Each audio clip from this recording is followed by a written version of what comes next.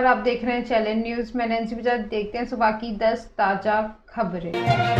America दुनिया भर में रूसी हथियारों को खोज रहा है। यूक्रेन पर रूस की ताबड़तोड़ मिसाइल हमले में से एक बार फिर हथियारों की होड़ शुरू हो चुकी है। यूक्रेन ने अपने पश्चिमी सहयोगियों से और अधिक हथियार देने की मांग की है। अमेरिका ने जल्द ही ज़्यादा से ज़्यादा एयर डिफेंस मिसाइल सिस्टम और जर्मनी ने इसी तरह से हथियारों को देने का वादा किया। नाटो चीफ ने यूक्रेन को लगातार मदद देने का वादा दोहराया है, लेकिन यूक्रेन की मांग अलग तरह की है। कीव को रूसी हथियारों की ज़्यादा ज़रूरत है, क्योंकि यूक्रेनी मिलिट्री रूसी हथियारों को चलाने से ज़्यादा अच्छे से माहिर है।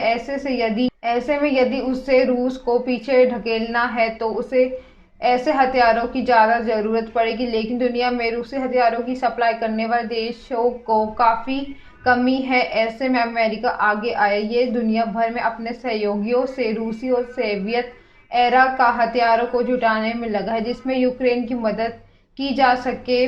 इसमें अमेरिका को काफ़ी हद तक सफलता भी मिली है। आज हम उन देशों के बारे में बताएंगे जिनमें अमेरिका रूसी हथियारों को जुटाकर यूक्रेन को दे रहा है। मॉस्को से दिल्ली आई फ्लाइट में बम की खबर। दिल्ली एयरपोर्ट पर शुक्रवार सुबह मॉस्को से दिल्ली आई फ्लाइट में बम की खबर के बाद हड़कंप मच गया। इसके बाद इंदिरा गांधी इंटरनेशनल एयरपोर्ट की सुरक्षा बढ़ा दी गई है। पुलिस ने बताया है कि रेस्क्यू टीम ने सभी यात्रियों को सुरक्षित प्लेन से उतार लिया है। यात्रियों के सामान और प्लेन की तलाशी ली गई। फिलहाल इनमें से कोई संदिग्ध चीज नहीं मिले। मीडिया रिपोर्ट्स के मुताबिक सुरक्षा एजेंसियों को गुरुवार देर रात मॉस्को से दिल्ली आ रही फ्लाइट में बम फटने की धमकी भरा ईमेल मिला। इसके बाद सुरक्षा एजेंसियों को अलर्ट पर रखा गया और एयरपोर्ट की सुरक्षा कड़ी कर दी गई।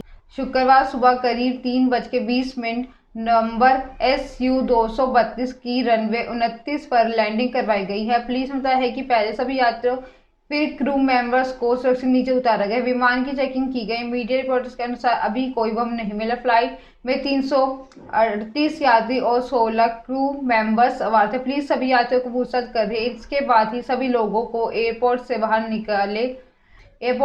निकलने दिया जाएगा। दिल्ली सरकार छठ पर खर्चा करेगी 25 करोड़ रुपए। दिल्ली सरकार इस साल छठ पूजा पर 25 करोड़ रुपए खर्च करेगी। सीएम अरविंद केजरीवाल ने शुक्रवार को आम आदमी पार्टी आप के ऑफिशियल ट्विटर अकाउंट में इसकी घोषणा की। 30 से 31 अक्टूबर तक दिल्ली में इस बार 1100 स्थानों पर छठ की पूजा की जाएगी। इन स्थानों पर tent, power backup, toilet, CCTV, LED screen, पानी, फर्स्ट एड जैसी सुविधाएं पर ये पैसा खर्च किया जाएगा। केजरीवाल ने कहा है कि कोविड के कारण पिछले 2 सालों से सार्वजनिक तौर पर छठ पूजा नहीं मनाई जा सकी है। इस बार बड़े स्तर पर पूजा छठ मनाने की तैयारी की जा रही है। हम सभी साथ मिलकर छठ मैया जी की आशीर्वाद मांगेंगे और सूर्य भगवान की पूजा करेंगे। छठ पूजा की तैयारियों को लेकर रेवेन्यू मिनिस्टर कैलाश गहलोत पहले ही दिल्ली की 11 जिलों में अधिकारियों के साथ बैठक कर चुके हैं। सभी को व्यवस्था और लोगों की सुविधाओं का ख्याल रखने के निर्देश दिए गए हैं। साल 2014 में दिल्ली से सिर्फ 2 पर छठ पर्व मनाया गया है। इसके लिए सरकार ने 2.5 करोड़ रुपए खर्च किए हैं। गहलोत ने बताया है कि उस समय से तुलना की जाए तो दिल्ली सरकार ने छठ पूजा मनाने के लिए अपने बजट में लगभग 11 गुना बढ़ोतरी की है। आपसे पहले फिर आ रहे हैं राम रहीम। हरियाणा में आदमपुर विधानसभा उपचुनाव और पंचायत चुनाव से पहले डेरा सच्चा सौदा प्रमुख राम रहीम जेल से बाहर आएंगे। राम रहीम की 40 दिन की पैरोल मंजूर हो गई है। पैरोल के दौरान वह यूपी के बागवत आश्रम में रहेंगे। इसके अलावा राजस्थान के आश्रम का भी विकल्प खुला है। हालांकि राम रहीम सिरसा आश्रम आना चाहते हैं, लेकिन सरकार इसके लिए राजी नहीं है। इससे पहले राम रहीम की फरवरी 2022 और जून 2022 में पैरोल मिली थी। अब तक राम रहीम को 51 दिन की छुट्टी मिल चुकी है। पहले वह गुरुग्राम के आश्रम में रह रहे थे। इसके बाद वह यूपी के बागपत में 30 दिन रहे। इस दौरान उन्होंने अपने सत्संग के वीडियो भी जारी किए थे। हरियाणा में आदमपुर चुनाव होने वाले, इसके लिए नामांकन शुरू हो चुका है। सिरसा आदमपुर के करीब ही है जहां राम रहीम के खासे श्रद्धालु रहते हैं। पंचायत चुनाव के लिए भी घोषणा हो चुकी है। इससे पहले चरण में 9 जिलों में पंचायत चुनाव कराए जा रहे हैं। राम रहीम के बाहर आने को इससे भी जोड़कर देखा जा रहा है। तो राम रहीम के पैरोल की अवधि के दौरान डेरे की पॉलिटिकल विंग समर्थन की रणनीति बनाएगी। इसके बारे में आगे श्रद्धालुओं को सूचित किया जाएगा। सोनीपत से अवैध टेलीफोन एक्सचेंज पकड़ी। हरियाणा में सोनीपत के एक ऐसे अवैध टेलीफोन एक्सचेंज को पकड़ा गया जहां से चोरी छिपे विदेशों में कॉल कराए जा रहे हैं, जहां जो भी कॉल विदेश में की जाती है वो ट्रेस नहीं हो पाती, क्योंकि एक्सचेंज संचालक इन अंतर्राष्ट्रीय कॉल को लोकल कॉल में बदल देता है। सीएम फ्लाइंग ने आर्यन नगर के एक मकान पर छापा मारकर टेलीफोन विभाग के पूर्व अधिकारी राम कुमार पांडे को पकड़ा है। अब जांच की जा रही है कि वह आतंकी है या गैर कानूनी गतिविधियों चलाने वाले लोग तो इसके जरिए ये विदेशों में बात नहीं करते। बताया गया है कि सोनीपत के आर्यन नगर में राजकुमार पांडे कम्युनिकेशन प्राइवेट लिमिटेड नाम से खोले गए कार्यालय की आड़ में अवैध एक्सचेंज चला रहा है, क्योंकि वह टेलीकॉम डिपार्टमेंट से रिटायर्ड है। इस वजह से लोग समझते हैं कि वो टेलीफोन से जुड़े काम करता है। पांडे बताते हैं कि उसका वाईफाई सेवा का काम है। इसी बीच सीएम फ्लाइंग को सूचना मिली है कि आर्यन नगर में इस कार्यालय में गैर कानूनी गतिविधियां चलाई जा रही है। इसके बाद टीम ने यहां नजर रखनी शुरू की, लेकिन ऐसा कुछ नहीं मिला जो कि संदिग्ध हो। करीब 4 साल से वहां एक्सचेंज चल रहा था।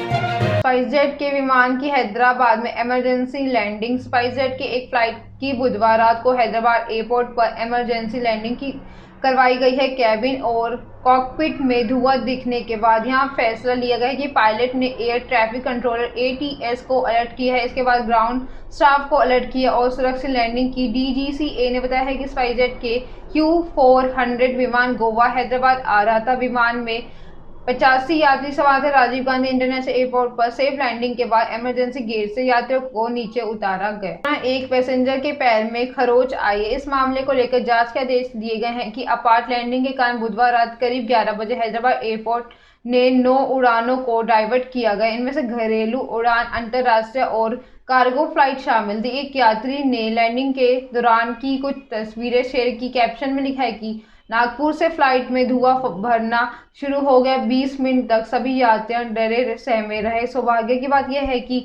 जीवित और सुरक्षित उतर गए हैं, लेकिन अगर कुछ होता तो कौन जिम्मेदार होता।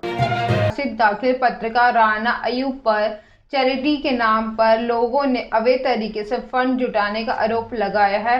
प्रवर्तन निदेशालय ईडी ने उनके खिलाफ चार्जशीट दाखिल की है। ईडी की जांच में सामने आया है कि राणा अयूब का मकसद फंड जुटाने के नाम पर सिर्फ आम जनता को धोखा देना है। ईडी ने मुताबिक राणा ने इससे ठगी का कैंपेन चलाया है। ईडी का आरोप है कि राणा अयूब ने एक ऑनलाइन क्राउडफंडिंग प्लेटफॉर्म कैटो पर 3 कैंपेन शुरू किए थे और इससे करोड़ों रुपए जुटाए हैं। इनमें कैंपेन के जरिए अप्रैल-मई 2020 के बीच स्लम में रहने वाले लोगों और किसानों के लिए जून-सितंबर 2020 के बीच असम, बिहार और महाराष्ट्र राहत कार्य के लिए मई-जून 2021 में कोरोना प्रभावित लोगों के लिए फंड जुटाया गया। यूपी के 8 शहरों के लिए सस्ती उड़ान। यूपी के 8 शहरों के लिए सस्ती नई हवाई सेवा शुरू होने जा रही। इन शहरों के लिए सस्ते में फ्लाइट की सुविधा मिलेगी। एयरपोर्ट अथॉरिटी ने इस बारे में गुरुग्राम के एक एयरलाइन कंपनी को लाइसेंस दिए है। इसके बाद फ्लाइट सर्विस का शेड्यूल जारी किया गया। एक बार फिर 19 से ज़्यादा लोग सफ़र नहीं कर पाएंगे। 19 सीटर विमान उड़ाएगी। जिन शहरों के लिए हवाई सेवा शुरू हो रही है उसमें श्रावस्ती, प्रयागराज, कानपुर, मुरादाबाद, वाराणसी, लखनऊ, आजमगढ़ और मुरादाबाद के नाम रीजनल कनेक्टिविटी स्कीम महाप्रबंधक अतुल अग्रवाल ने कहा, किराया आम आदमी के ध्यान में रखते हुए तय किया जाएगा। ऐसे में बहुत ज़्यादा खर्च नहीं आना चाहिए।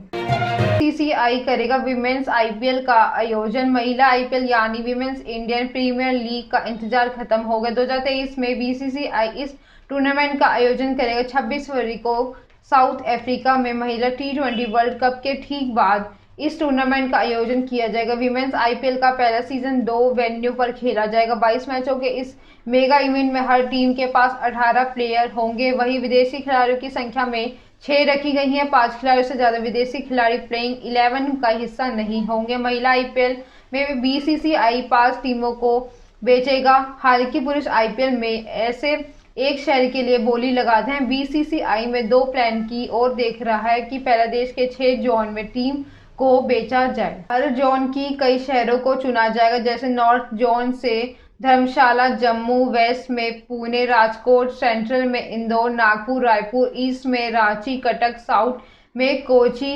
विशाखापट्टनम और नॉर्थ ईस्ट जोन में गुवाहाटी। दूसरा प्लान की टीमों को बेचा जाएगा, लेकिन कोई होम बेस नहीं होगा। मैच अहमदाबाद, बेंगलुरु, चेन्नई, दिल्ली, कोलकाता और मुंबई में होंगे। बीसीसीआई महिला आईपीएल का प्लान अगले सप्ताह होने वाली एजीएम में रखा रखेंगे।